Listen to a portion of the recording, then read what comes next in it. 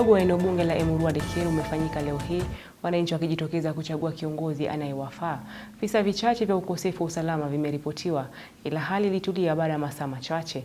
Wawaniaji wanaopambana kupitia chama cha DCP na UDA, Vincent Rotich na David Keta, wakiwarai wananchi kuwa na utulivu wakati wa uchaguzi huu mdogo. Waliojitokeza walikuwa na matumaini kuwa yeyote yule atakayechaguliwa ataweka maslahi ya wananchi mbele. Uchaguzi huu umefanyika kutokana na kifo cha ghafla cha aliyekuwa mbunge eneo hilo Johana Ng'eno. Fred Wambua na taarifa ile.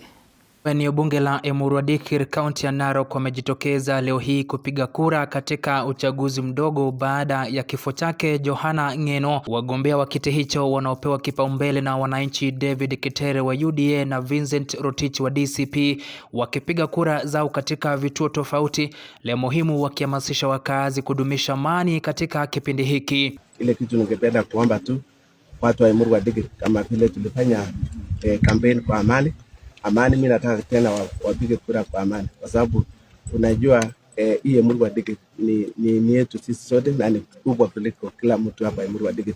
Wale wanachunga tena amani, wale walinzi wa amani, ningependa kuelezea kwamba wakisikia bali kuna shida wafika hapo haraka ndio watatue shida imetokea. Katika uchaguzi huo, wananchi na viongozi wamehuzunishwa na matukio machache ya ukosefu wa usalama yaliyoshuhudiwa, ila wakisema kuwa utulivu uliweza kurejea. So kwa sababu mtu alikatwa hapa, ndio huyu mtu ambaye amekatwa mkono, yeye agents, ndio hawa agents, they are here, they were denied the entry into the polling station right from this person was the first one to enter the polling station.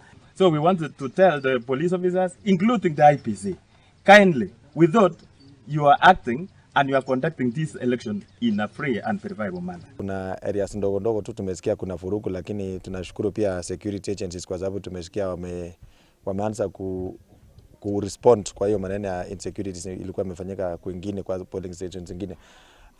Leo hii naomba watu wa Emurua Dikirr wajitokeze kwa wingi na wafanye uamuzi kwa kuchagua mbunge wao ambaye wanaenda kuwakilisha wao kwa huko bungeni, mwenye anaona anatosha kuleta maendeleo na kubadilisha area yao.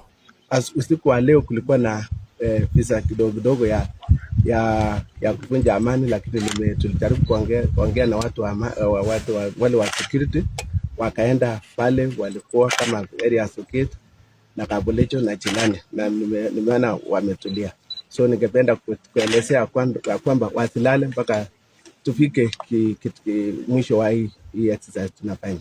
Waliojitokeza kupiga kura, akiwemo mkewe marehemu Johana Ng'eno, wamemtaka kiongozi atakayechaguliwa kukamilisha miradi iliyoachwa na aliyekuwa mbunge wa eneo hilo na pia kuweka maslahi ya wananchi mbele. And whoever comes in next, and I am hoping it is our UDA candidate, because I am sure he's the one who is going to take us to Singapore. But now, I don't want to incite people. I don't want to choose for people, because we are practicing democracy. Everybody can choose their own leader. Whoever wins, I am begging you, tafadhali maliza zile vitu ambazo Ng'eno alipromise watu wake wa Emurua Dikirr, because they had so much hope in him. And the tragedy that happened to us, it was so sudden.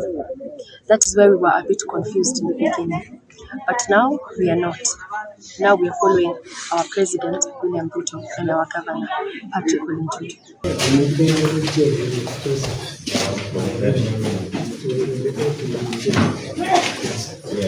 Fred Wambua, Undugu TV.